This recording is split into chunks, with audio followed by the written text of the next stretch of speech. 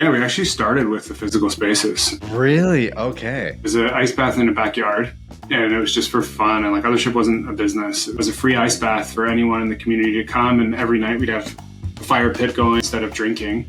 And that grew into a 300-person WhatsApp chat, and you could just come anytime in the day to use the ice bath for free. As it got colder, we converted my garage into a sauna and an ice bath, and so there was just this like August lock sauna ice bath you could let yourself in, and by donation, and that grew into kind of 1,000 people. Now, today's story is crazy, y'all. It is about Robby Bent, who was actually early at Ethereum. Who knows how much he got? I should have asked that question, but that is totally okay. He used that Ethereum to start a wellness brand called Othership. Now, this is a breathing app that you can use. It's doing over $1 million revenue per year. And what's interesting is they've taken this breathing app and brought it to the physical world and created these spaces that have cold plunges, saunas, and an area just to get together and do everything that is wellness related. This is such an awesome story, y'all. With Robby, we get into what he went through in order to get to this point in his life, including being in a cave alone in the dark for 8 days straight, to being a drug addict, and now to running an amazing wellness brand. So I cannot wait for y'all to hear this session here with Robby Bent.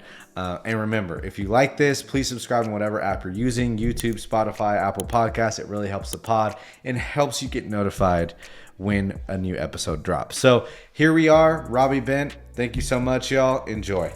Robby, what's up, my man? How you doing? Can you hear me okay? I can. Nice. Well, how's it going, my man? It's going good, man. Life is great right now. Yeah, really feeling it. Nice. I love it. Summer was quite challenging, so it feels good to be in a bit of a more relaxed state. Yeah, what was challenging about it?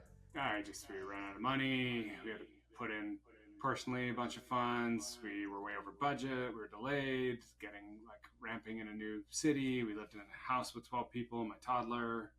It's fucking crazy. Interesting. And were you running out of money building the physical spaces that you're building? Is that kind of the issue there? If you're building brick and mortar, like these are long-term decisions. Like the leases are 10 years. You need to put up huge security deposits, which like I kind of didn't really factor into the equation, how large they would be. You kind of raise money, and then the first one was working. So we're like, okay, huge swing. This doesn't exist in North America. Like, let's go. And so we signed 3 leases in parallel, like a flagship in Toronto, which we started building month 1 of the first one being open. And then, 2 flagships in New York, which is like a new country and city. So it was just a huge swing. And I was just over optimistic and how fast each unit would ramp, what they would cost. New York has totally different regulations. There's a ton of mistakes around construction there. So these are all decisions that were made 2 years ago, and it's just battling now to make up for like wrong predictions. And like luckily the brand is stronger than it's ever been, and the spaces are performing well, but getting there was just a fucking nightmare. Crazy. Yeah, getting there was crazy. And I want to get into this. Dude, there's so many things I want to ask you, which is like, you've taken, so for people that are listening now, and this is going to go to like 32,000 people, Robby. So this is going to be great. I'm going to be in New York in 2 weeks too. So I'm going to stop by Othership, and then maybe we do like some content around it and release the pod or something, which would be freaking awesome. I'm in Toronto for the month, but you definitely can go in and get content 100%. Yeah, I'll do that, and like maybe we'll come up with something fun because I'll be in New York for an event. So yeah, that'll be awesome, man. I'll let you know on that because it'll be great. That we get you some promo, and then I just want to check it out. It looks so awesome. And what was like amazing to me was Othership started as an app. Well, what most people don't know is it started as an app for breathing work, right, or breath work, I should say. And I was using it during COVID, actually, back when, what was it, 2021 or something? I think Sean Purry posted about it. That's how I figured out about it. And then I started using this, and I was like, damn, dude, this is badass. Because like the other meditation apps, this is some user feedback. It was just like, it's very calming, don't get me wrong. But like I have ADHD, man. So I couldn't just sit there and like, I'm sure if I practice enough, I could do it. But with Othership, the barrier to entry was like way lower because it was like the cool beats. it was giving me like a framework, like breathe in, breathe out, cool music. So it kind of like still got that little dopamine hit, I feel like, you know. I don't know if that's the best way to do it, but I'm sure you guys have done your homework on this. And I was like, holy shit, this is super cool.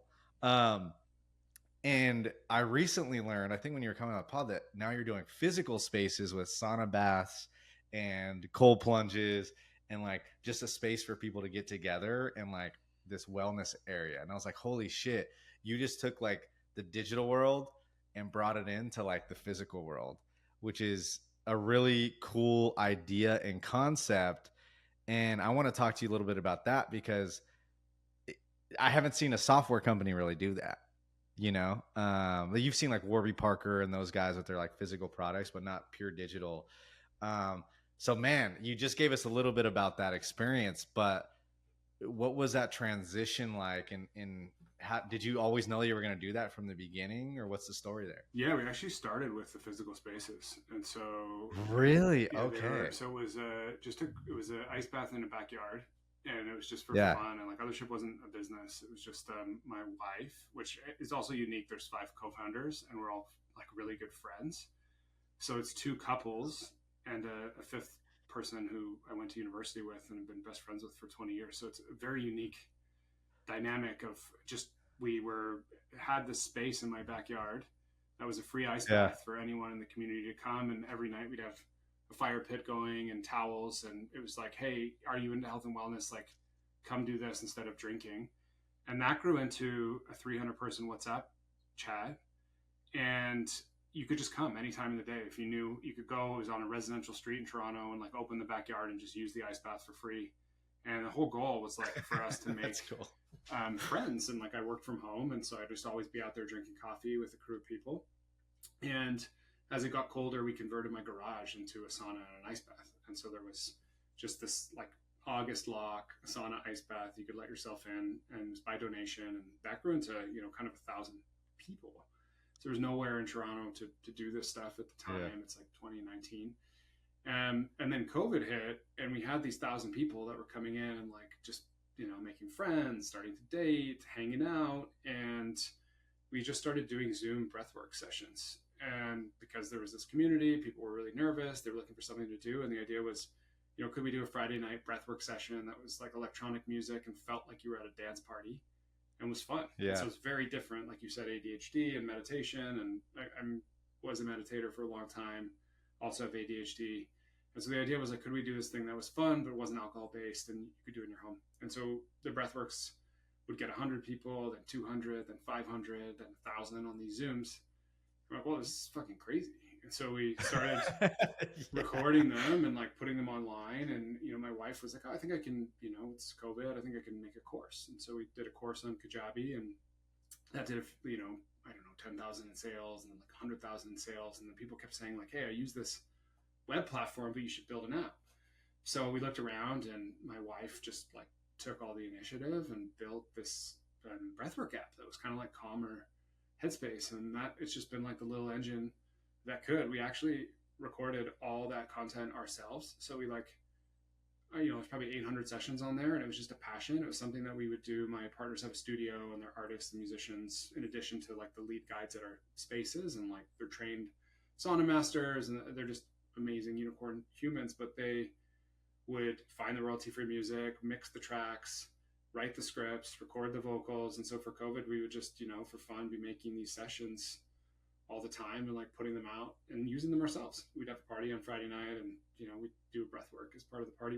It's coming up on our 5-year anniversary this month, and we're all going to go back to the garage and do a giant breath work with like kind of all the people who were there at the start to launch the app. So pretty excited. And that's like a fun Saturday night as we're going to go and do breath work together. So it's just really a labor of love and passion. And that the app was launched, and it's profitable now. It does over $1 million in sales. And then, when that physical space was working, when COVID started to end, we signed our first lease. But the goal was always, the engine of the business is like the physical spaces. Space. Mm-hmm. Yeah. Interesting. See, I didn't even know that. Like I thought it was the app first and then the physical spaces. Right. And The app, you guys are doing over a million a year, huh? With the Mm-hmm. app right now, Yeah. which is crazy. And I always thought, I was like, how did they get all these recordings? Like, what did they? And it sounds like you just have musician friends, and you brought the musicians together with the breathwork people and like made a baby, which is so awesome, right? And that's super cool, and that's the big differentiator from like the Othership experience. What I wanted to get into though is like, so I was doing some research, obviously, from you, and you are pretty open about this. I believe it's online, right? Which is like you had a journey from like being a drug addict to now like a wellness entrepreneur, right? And then also you started at Ethereum when it was $6 a coin. We'll get into that because I'm sure a lot of people want to hear about that, and that's crazy. Congratulations! I'm sure you still have a little bit, or at least some. But what was that rock bottom moment for you that really sparked you to want to go from being an addict to like a wellness entrepreneur? I don't think there was like one, like if you look back, I think Steve Yeah, Jobs has this line where he's like, the dots of your life only connect looking backwards. And so yeah, there was no like specific moment, but like one moment was, hey, I started this company. It was a tech company.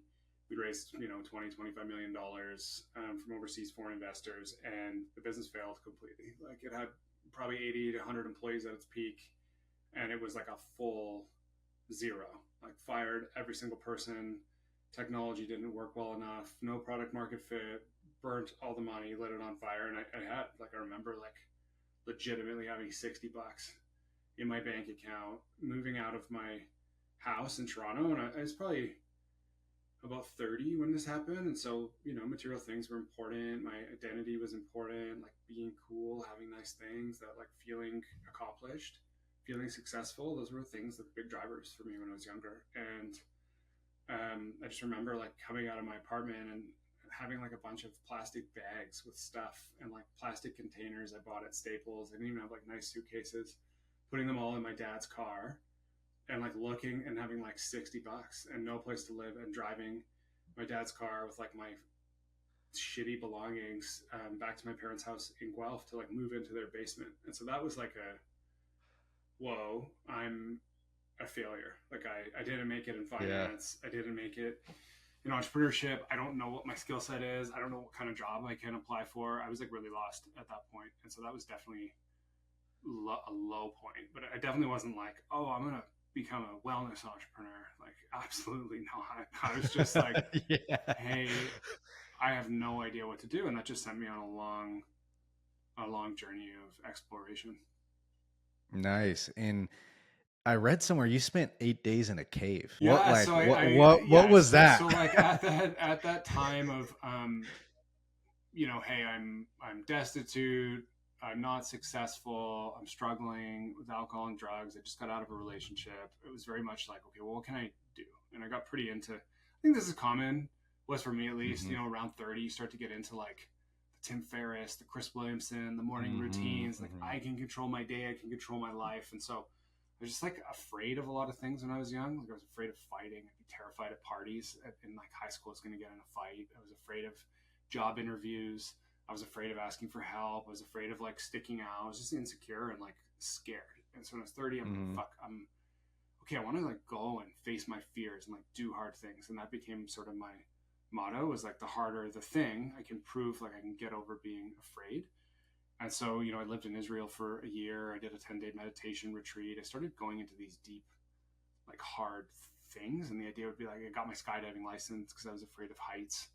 I don't really feel as called to that anymore at 40 now, of like pushing myself and like breaking through fears. But it was really helpful at that time for me to try all these new things. And, one of the ones was we're in this community, and there's a lot of people who are interested in spirituality that come to Othership, that have a meditation practice or are in a therapy practice or connect with their emotions. And so there's always people on the cutting edge of doing weird shit, and so I'll hear about Yeah. like just the craziest stuff all the time and get invited to try it. And so I'd heard about people talking about like, oh, the dark retreat, and always these things when The you're on the dark retreat. fringes, they become Yeah. popular. Like when I was, talking about Vipassana, that's like a common thing now that people talk about and know and do. It's this 10-day meditation retreat. Um, fasting and ice bath. Like when I got an ice bath, it was super weird. There was like this one old, European Wim Hof guy doing them, Wim Hof, and yeah. now it's everywhere. And so there's always these things that are happening at the fringes where you can like live life early before it hits mainstream. And the dark retreat is one that now I think there's like a 3-year waiting list to go to this one. And like all of a sudden, since I did it, Aaron Rodgers has done it and is talking about it. And so I just heard people talking about like, oh, it's this crazy experience where you go into darkness for however long and it's totally psychedelic, man. And I was like, okay, this sounds kooky, but like, let's look into it. So I called the owner up, and he was really amazing. He'd done 2 years in solitude, like living in the woods. And it's just a very interesting person. And sometimes you talk to these people and like, wow, this person feels like they've learned something about life that's interesting. And so I ended up booking 8 days in this cave and just complete, like, it is intense. Like you can't even see your hand in front of your face if your eyes are closed. Like it's like that the whole time.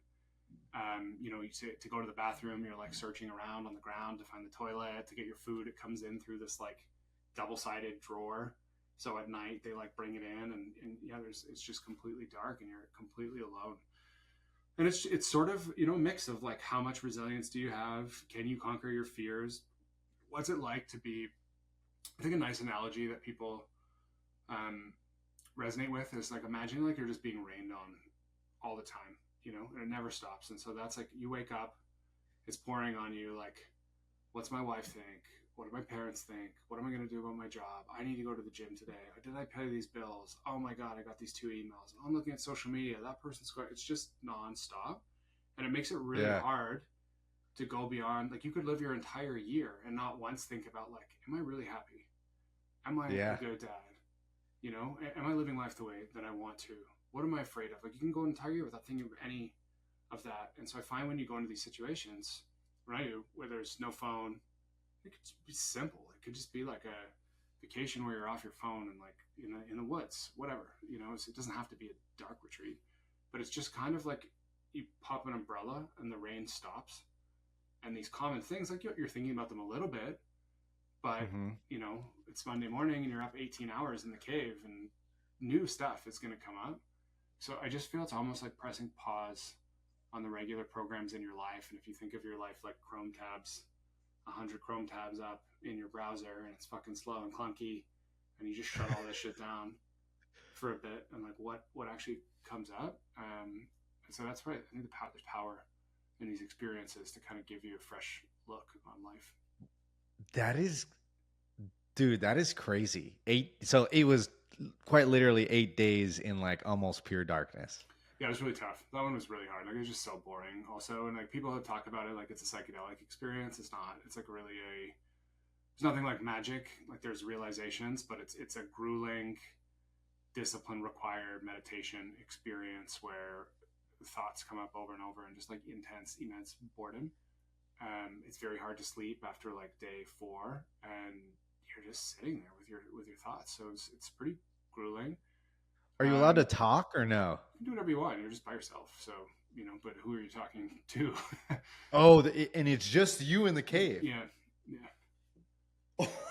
So it's pretty isolating, but it's an idea of how to really introspect in your thoughts with no distraction at all. And I tell you, like, coming out, it's hard also. Like, I find all these experiences are very interesting.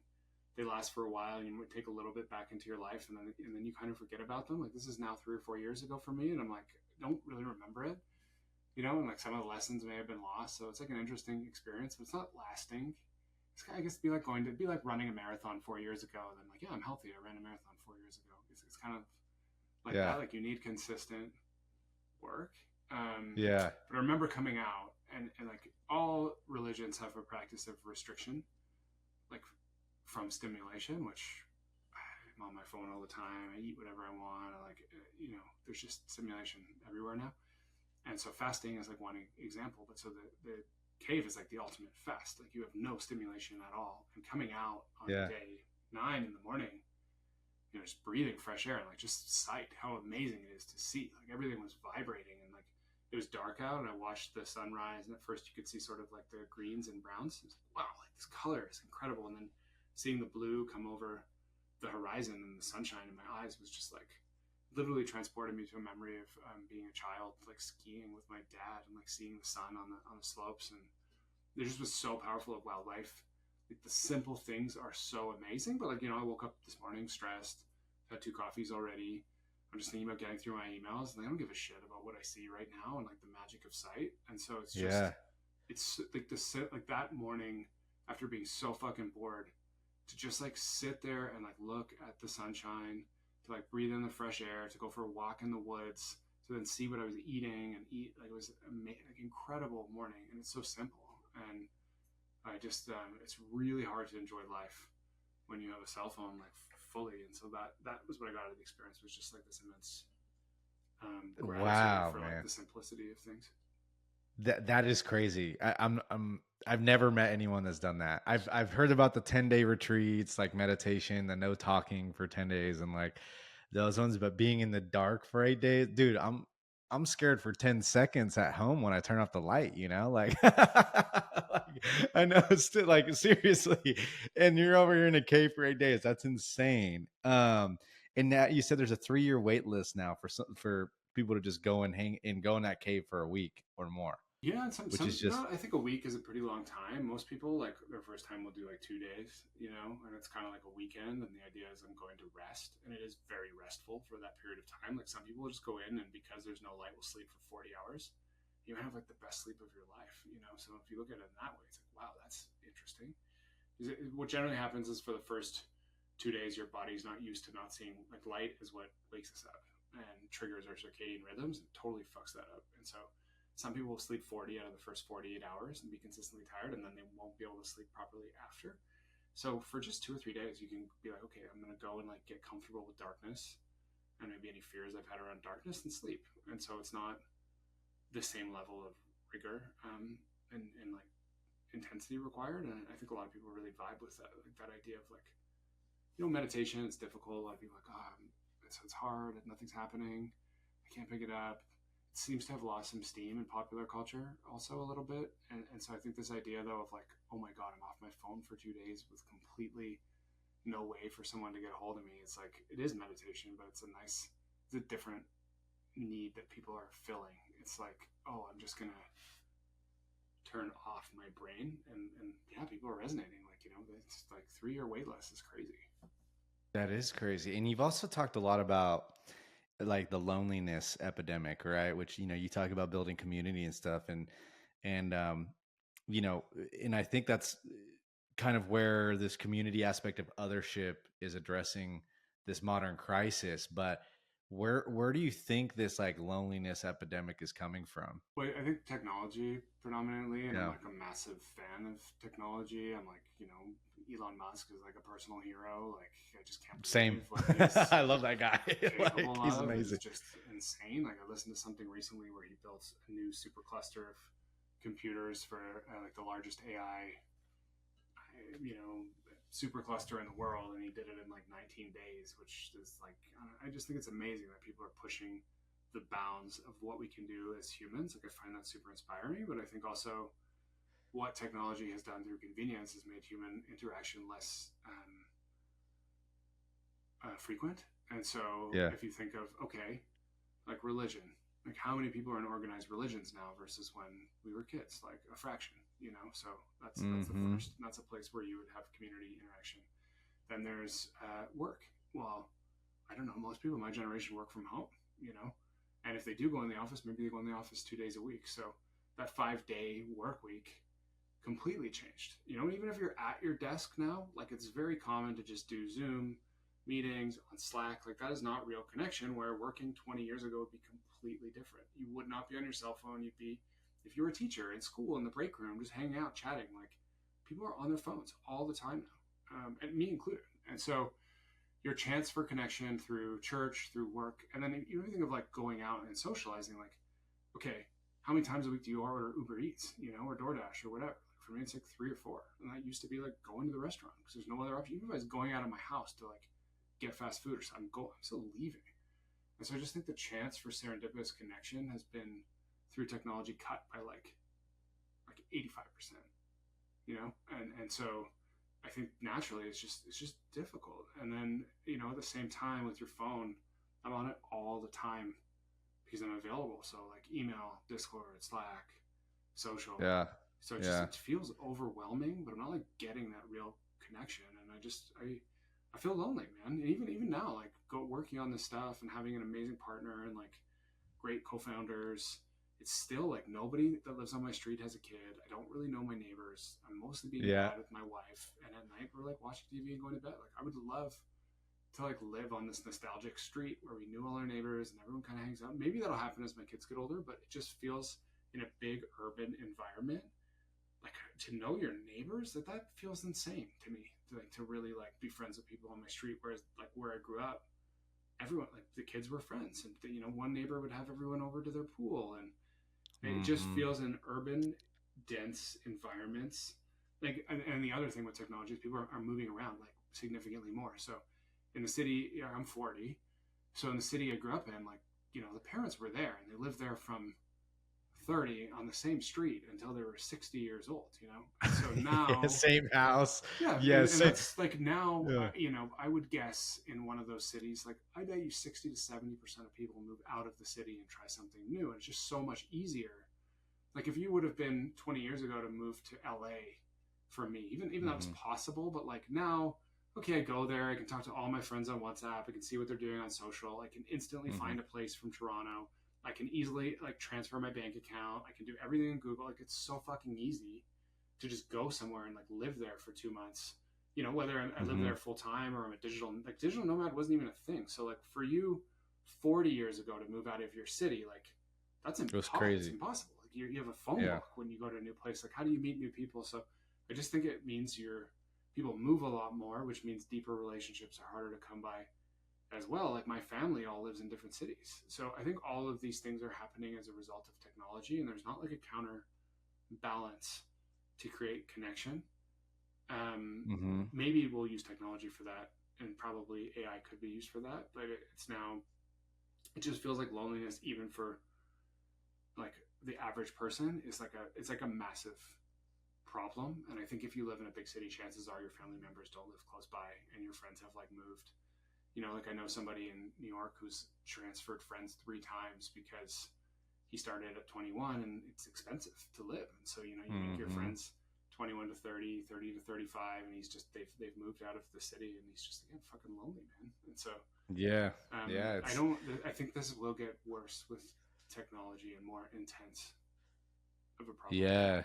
Well, there's that. I don't know if you've seen that graph. There's like this chart. Maybe we'll put it in the pod here for people to watch, but it's a chart where it's like social media usage and mental health, and it's like a direct correlation, right, on the graph of like the growth of social media to the growth of mental health stuff. And my wife actually, for I have a 2-year-old son. Like she doesn't even let him go on a screen. Like she's like no TV, no screen time.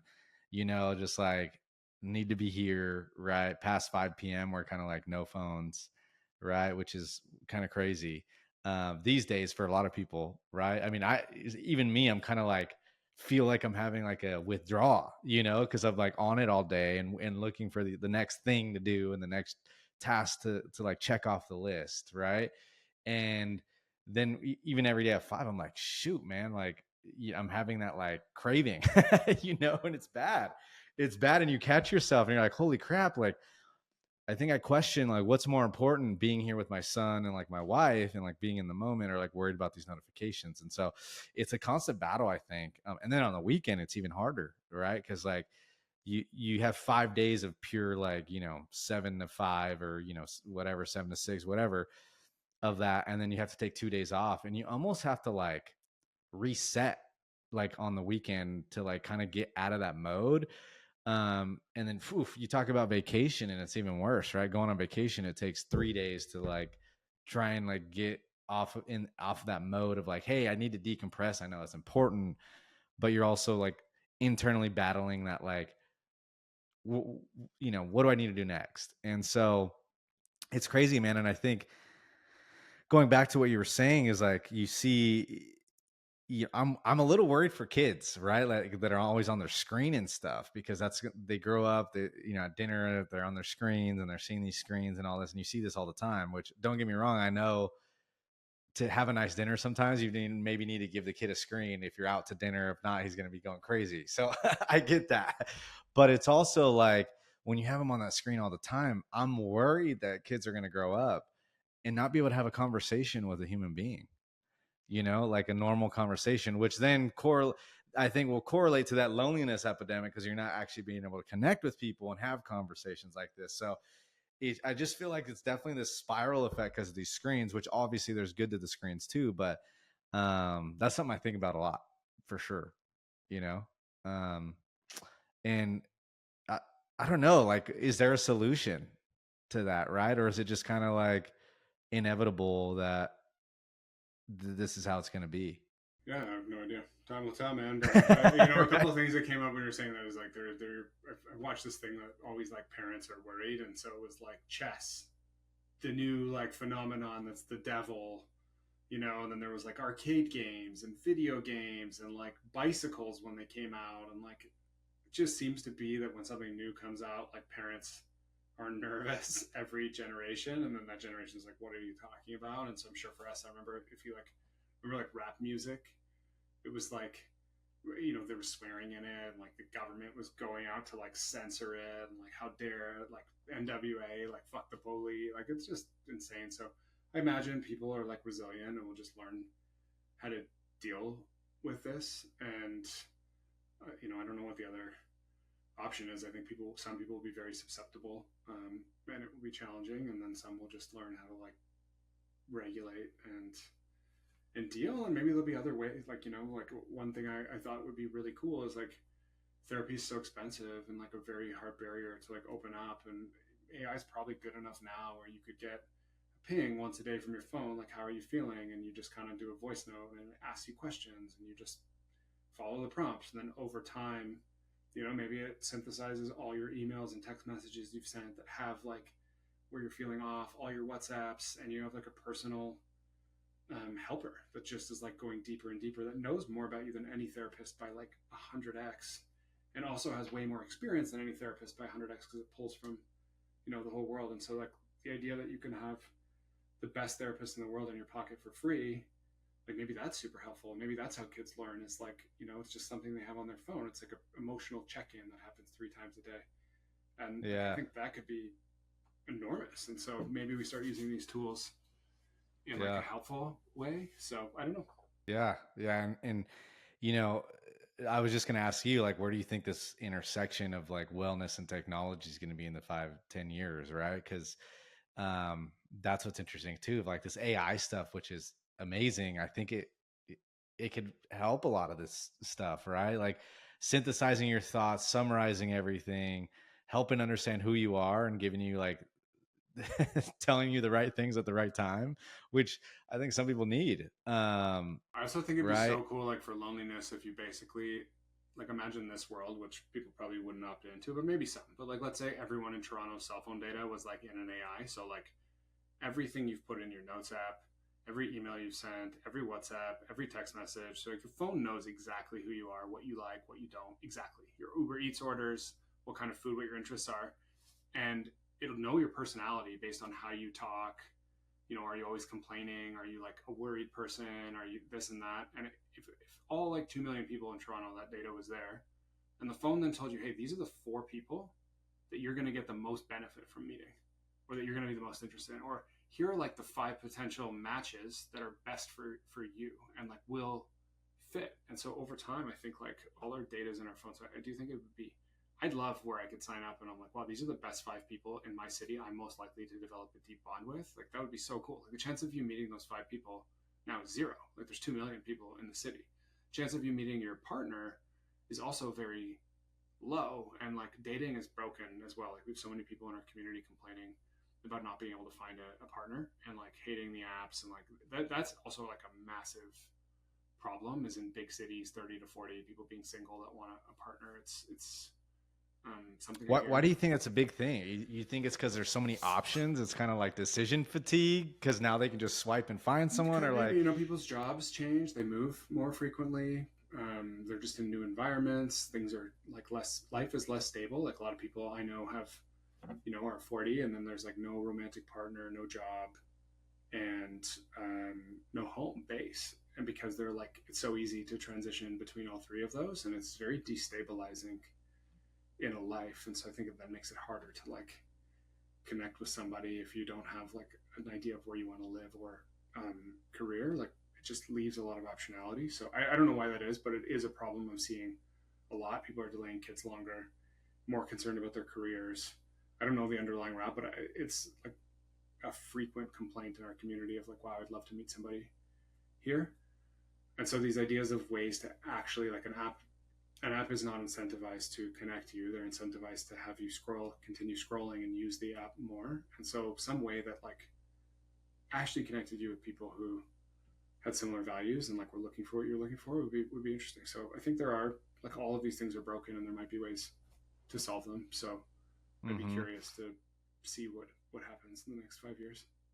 Yeah, yeah, because you kind of have this vision, it sounds like, of like um you have physical locations and you have a digital platform simultaneously, right? And so it sounds like you have a vision of evolving these in some way together, um, right? Where maybe it's like the Othership community coming together, like in person, you know, because you're into breath work, you're into this stuff in big cities like New York, Toronto. You should definitely do an Austin location. People would eat that up in Austin. I'm sure you're thinking about it, but dude, it would be perfect in Austin.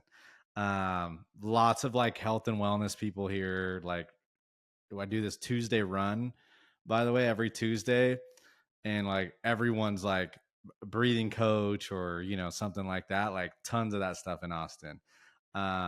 So, anyways, I don't know if you're scouting new locations, but definitely something in the U.S. that place where I've seen a lot more of that than anywhere else. To be honest with you, and I've lived in Seattle. I've lived in from LA. I've lived in kind of everywhere. And like Austin is like big on that type of stuff. They love it. Like, so I get like 3 invites to a meetup every week for like a cold plunge and coffee thing, like it's huge, man. It's huge in Austin. So I'm sure you've done some homework, but anyways, last thing I want to talk to you about, Robby, is this is something super interesting. You joined Ethereum when it was like $6 a coin, right? Was that about where it was when you joined? That I read that somewhere. Yeah, when I Okay, got just involved in the ecosystem, I had a friend who invested in the ICO, and he was living in Silicon Valley and built like a massive venture fund called Polychain Capital. And so I knew about it like at 30 cents. And finally, when it was starting to pick up steam, he just invited me to come down and stay with him. And yeah, I moved to San Francisco and got involved super early on. oh, wow, that's crazy. And like, there's a million. We can have a whole another episode on this, but where where is your vision here for where like Ethereum and this whole crypto stuff is going, right? I'm sure everyone asks you this all the time, but I'd love to hear it and kind of get your insight on it. Yeah, I honestly have just kind of stopped listening or watching, and so I'm just like Really? fully in on like building experiences for transformation for people, and like it just takes so much focus. Like we'll have 1,000 people a day come through, and just to we have 150 employees to kind of scale these. Like the builds are $5, $7, $8 million for the units, and so to like Holy crap. sign a lease, run the construction, run it in parallel, hire the team, deliver this kind of hospitality 6 a.m. to midnight every single day. It's so immense. So there hasn't been as much time for old passions, and I've kind of focused. My son is 2, and so I'm just entrepreneur 80% of the time, and then dad the other 20%. And so I'm almost just fully focused on like how do we make our product better, how do we make our experience better, how do we open more. That said, I mean, like, one thing that sticks with me with crypto and always will is like when you get paid by Ethereum, you can provide your banking details, which require like an address, a SWIFT number, a bank address, and like works Monday to Friday, 9 to 5, where you just have a fucking Ethereum address where you get paid in 30 seconds in this one number. And it's just so easy. And like, I don't know, we've seen dealing with banks is just horrendous as a business as well. It's a nightmare. So the entire financial system is broken. It doesn't work. And so it's just so clear to me that better rails will replace everything in the traditional banking system. It's just over what period of time, I don't know. But like, I think, you can expect crypto the same way as AI to be like the internet. Like it'll be massive. It'll be everywhere. People will own it. You know, the use case now just as a store of value is massive, but I think these type of systems will just be enormous. Yeah. So I own Ethereum, I own Bitcoin, I own a bunch of early stage coins, and invested in crypto venture stuff. I'm like a huge believer. Over what time frame, I don't know. It's been slower than people would like, but it's Yeah. just kind of obvious. Yeah. Yeah. And did you take any like the Ethereum you had and use it to start Othership? Yeah, that's where the money Yeah. came from. Was from crypto for my portion of the investment. Yeah. Wow. Cause I'm like, $7 to $8 million is a lot to build like one location, I mean, that which, wasn't the first one. The first one was a garage, which we spent 80 grand, oh, and then yeah. the second unit was 2 million. Third unit was 3.5, and then the fourth unit is just like a monster flagship. The fourth and the fifth unit. So we just now we made a ton of mistakes in New City. It wasn't meant to be that much, but we now Yeah. have like a bigger brand, understand the business, understand construction. So then the spaces have gotten bigger and bigger. But yeah, we've been at it for 5 years. So the first one definitely wasn't in that price range. Yeah. And the last question I want to ask you is you are big. You've said brand multiple times, which is like, and even in your photo and on LinkedIn, you've got that sweatsuit on, like super swaggy. I'm like, how do I get one of those sweatsuits? It's amazing, man. And for you, it sounds like you're big on this brand stuff, right? Which um, I've been telling my friends, right, for Distribute, so my SaaS company, right? We're not huge, we're like 12 employees or something right now, but for that, you know, people are like, you're really in on this brand thing, and like you're really thinking about it, and you from day one. And I'm like, yes, a few reasons. One, and this is software, but like it's becoming commoditized, right? I think in a huge way with all this AI and all this stuff. And I do think that brand is like one of the last moats out there. It's almost like it's not going to be as commoditized as water. You've seen Liquid Death, you've seen all these great brands, but you can kind of see the power of it, of a great brand from that. And you've mentioned this a few times, right? And you're in almost a crowded space, right? Where health and wellness is fairly crowded. I would say probably one of the most crowded spaces in general, not live spaces like Othership, but in general, people throwing out stuff on how to get healthier and fitness and all that. So you're big on brand. Like what are your kind of like high level thoughts on that and the way you think about it today? I think brand is all you have. Unless your business is a network effects business, like a social network or Airbnb, or if it's some type of economies of scale type business where you're manufacturing and you can provide like the lowest price point. So if you're a major manufacturer or something like Walmart or Costco or Amazon, which again have network effects, like in any other business, all you really have is brand, and specifically in health and wellness. Like if you're a restaurant, if you're restaurants different too because food is less easy to copy. So like Chipotle, McDonald's, they have like unique food that's not going to be the exact same. So if you like the McDonald's burger and that experience, like it's a bit different. But for wellness, it's like in services based business, it is brand. Like we're selling breath, sauna, cold plunge, group sharing. Like anyone can do this stuff, and there is a level of excellence in our experience. Like our guides are trained 200 hours. We created the training from scratch. We created all the classes ourselves. But like brand is the moat, and it's, to me, it's a collection of stories. It's like, why did you start this business? And what's unique to us is we started it. It's unique to Ethereum also, is like they started it before they could make money from it for a virtuous purpose. And for us, like it really was, it's authentic. It was a group of people in a backyard trying to build something.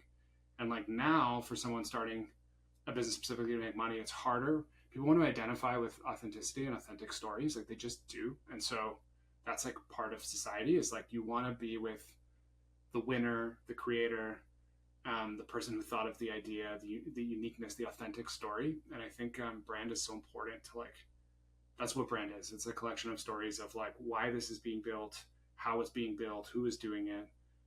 So to me, like every touch point, like our sweatsuits, they're not off the shelf fit. They're custom designed with local streetwear designers. Like our towels in our space are custom designed. Our breathwork tracks are not. We didn't go and hire a bunch of musicians, and because we're like two developers with an idea, we like fucking made the breathworks ourselves. And so I think for our brand, like we just care so much about the details for everything. Like we'll design custom sandwich boards out front of the space with like very specific language. We created all our whole own language. Like at Othership, like free flow, that's something we made up. That's like, it's a term of like how you can use the space. Our front desk are stewards. Our cleaners are deckhands. Like there is an entire language. Our hardcore customers are called shipheads, Mm, and so we're creating like a world, an authentic world based on our values. And to me, that's why people will choose your thing. It's because like they want to be part of that world also. And so I think for a consumer business, I don't think there's anything like Nike is just a brand, you know, and these brands are so powerful because they create an authentic reason for wanting to be part of a group. Like one I study I really like in New York is one called Bandit, and it's like a hardcore run club. It's like running gear for oh, like I've seen them. Yeah, yeah. it's awesome. And so I'm always looking for like what do I think is like cult brands that like carry a lot of emotion and authenticity and like kind of studying that. But I think to me what it means is just like telling your authentic story fully, like everything about it, why you're doing it, getting that out as much as possible, and then caring about like every detail of your product. Like even our receipts that you get when you purchase are custom coded in our brand versus just like the standard receipt. And again, one of these things, do they matter? No, but like it's a because you know we're caring this much about every part of the experience as a whole, it makes the brand like really have a lot of power behind it. Hmm, hmm. Yeah, and that's crazy, man. And yeah, you can tell just from the app experience, right? Like the onboarding flow is great, right? Like everything is kind of like thought through, and you're almost building like a culture, right? Like your own kind of culture of something. And um, it's funny. I actually have this book. It's actually right behind me. I'll grab it. It's How to Start a Cult, which is funny. Someone recommended it to me, right? And they're like, if people have seen this, they're like, dude, are you like just trying to start like a like actual cult? Like what's going on? Because cult has a bad meaning, right? In general. But someone recommended me to read this because they were like, it's just basically how do you build a brand that people love, you know? And it's and I've started reading it and it's like spot on, right? This guy's like, I think he started a run club like cult as well. And he started multiple things, but you learn a lot from it, like having a statement that like you've said it, right? Like you have your own language, like you have your own beliefs, like your enemies are stress and anxiety, and you like talk about those enemies. And anyways, it's a fascinating book. You should check it out. Um, but everything that you're saying is like describing that, right? Not that you're doing a cult, you're doing a world, as you mentioned. It's probably a better way to look at it. And he says that it's like people have a bad meaning of a cult. Really, it's just a group with similar ideals, right? And similar perspectives on whatever they're doing. It makes So people feel like they belong, and like Apple's the number one yeah, cult of all time, and it's like like their best performing advertisement was like Think Different, like for the rebels, and everyone inside had a piece of them that they believe is rebellious. Like nobody wants to be part of some huge establishment, and so it was like so successful. But it's just because you make people feel like they belong, and like building belonging is one of our core values. So it's like how do we yeah, make people interested in the mission, which is like where most companies, like especially brick and mortar, it's like, hey, I'm going to build this one space. It's so fucking hard. It's really hard to think about brand and like big vision when you're just like one space. When you create a yeah, category, it's like a little bit different, and we've been thinking about that stuff since the start, and it holds weight that like, yeah, we made this in our backyard, we created it. It's different than like, yeah, we saw it and copied it. So I think that's the customer's yeah. not stupid. They recognize and they want to go. It's why like in spin there's Soul Cycle. There's not really another No, spin they're the main one. studio. And Yeah, gyms, there's like Equinox. Maybe Lifetime has done a good job, but there's kind of, even though there's tons of competition in these things, there are brands like in shoes. There's not really an innovative advantage there, and it's Nike. And it's the authentic storytelling, community building. I think it's like for consumer based businesses, is like essential. It's really important. yeah. And I had this crazy idea, and people think I'm fucking crazy for this, but I'll tell you, like we're a software company, similar. You have Othership. And I was singing, and we get these questions. We raise money like, hey, are you gonna do an office? And I'm like, nope, never, I'm not gonna do an office. I'm gonna do a space for everyone to get together. Like, what kind of space? I'm like, well, if you think about our brand, it's like Mexican Day of the Dead themed. It has like a very Mexican full vibe to it. We've got Spanish where I'm Mexican. You probably can't tell. I like to say I'm the whitest Mexican you'll ever meet. But you can't really tell, but that's my culture. And I'm like, what if we had literally like no software company besides you I've known does this, is like a physical space where people can hang out because we're a Mexican brand. What if it was like a spot where people can go, literally like a taco shop that was from a software company? Like how crazy would that be? right? But it was somehow related to the brand, right? And we did that, and it was a space where you can get together with people, have meetings, tacos, coffee, tequila, whatever, if you drink. Um, but like we were thinking that people were like, "That's fucking crazy," but it might work, I think it's and it would be amazing. It's different. like it's creating a story, right? And then people will talk about Yeah, that, and like it's cool. And people, the workers would probably love it. Like, everybody loves a Mexican restaurant, yeah. right? Who doesn't like Especially when Mexican everybody's stuff, together, right? And right? I'm So I think it's a great, yeah, idea. Like that kind of stuff. I think over time it creates value, and it's just tough because it's intangible. Like you can't like put a number on it, but it makes sense. Like yeah, even software is branded. Like I hate Microsoft Teams. I think it's a terrible interface. When somebody sends me a link, I like literally have a feeling of like this is disgusting. And versus like when I'm using Zoom, it's like, oh, this is a nice flow. It just feels like things are in the right place. Like same with Notion. Like it's kind of, I've chosen Notion because it's like designer software. It's nice. It's like has a feeling when I'm yeah. using it. And so everything is branded to some degree, and it creates a feeling when Yeah. people are using it. Yeah. Yeah. Well, Robbie, man, I don't want to keep you too long. I know we're a little over here. But dude, this has been great. When I'm in New York, I'm gonna stop by funny enough, we're doing I'm putting together we're there for some event. I'm doing like a dinner there for, some like sales and marketing leaders. But I'm gonna be doing a fun run on the morning of, I think, the 20th or something. And I'm inviting a bunch of people. Um, so shoot, maybe we do that and then after go to Othership or Yeah, something. we have a lot of run clubs that happen in the morning, and they do the run down the west side highway and then back and then end with another ship class. And so we should do a morning run and 2 classes. Yeah, I'd love to. Let me know. dude, let's do I'll it. set it up for you. Just email me about it. I'll email you about it. Yeah, let's do it because we're inviting a crap ton of people. So I Awesome. don't know how many will show up, but because waking up at 7 or Yep. whatever. But yeah, that would be freaking awesome, and then we can promote Othership and all that stuff too. So dude, I'm happy to do that. It'd be fucking awesome. Cool. Sounds So great. awesome, man. Well, Robert, it's been great, dude. Thank you. I'll email you about that stuff. Man, if I can help with anything, let me know. I'll let you know when I'm in Toronto or New York or any of that. I know that they're pretty close. So, yeah, man, and I'll email you about this stuff. And dude, Austin, let me know when you decide on doing it, Austin. I'm telling you, Austin is a fucking awesome location for other shit, man. Will do.